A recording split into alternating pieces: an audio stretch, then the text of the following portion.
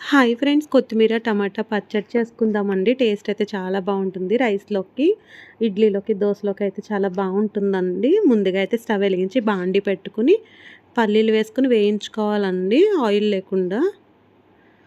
పల్లీలు చూసారు కదండి, వేగిపోయినాయండి.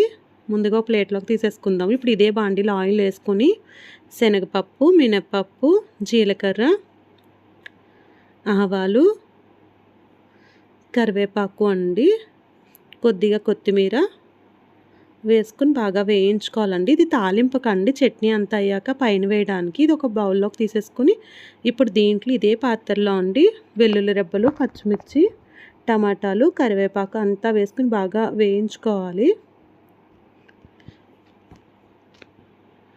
టమాటా అయితే తొందరగానే మగ్గిపోతుంది కదండి. కొత్తిమీర వేసేసుకుందాము.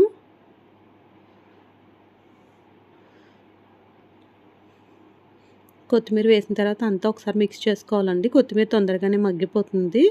చూస్తున్నారు కదండి, అంతా అయితే వేగిపోయింది. వాటర్ వస్తుంది కదా, ఈ వాటర్ అంతా ఇంకిపోవాలండి. ఇంక స్టవ్ ఆఫ్ చేసేసి చల్లారిన తర్వాత ఉప్పు, పసుపు, చింతపండు యాడ్ చేసేసుకొని మిక్సీ పట్టేసుకుందామండి.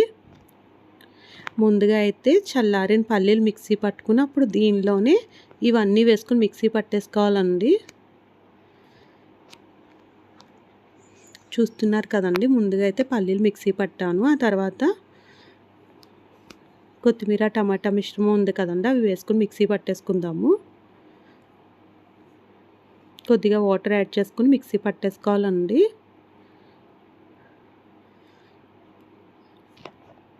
కొత్తిమీర టమాటా పచ్చడి అయితే రెడీ అయిపోయిందండి. ఈ విధంగా బౌల్లోకి తీసుకుని ముందుగా పెట్టుకుని తాలింపు వేసేసుకుందామండి. ఎంతో టేస్టీ అని కొత్తిమీర టమాటా పచ్చడి అయితే రెడీ అయిపోయిందండి. ఇడ్లీలోకి, రైస్లోకి అయితే చాలా బాగుంటుందండి.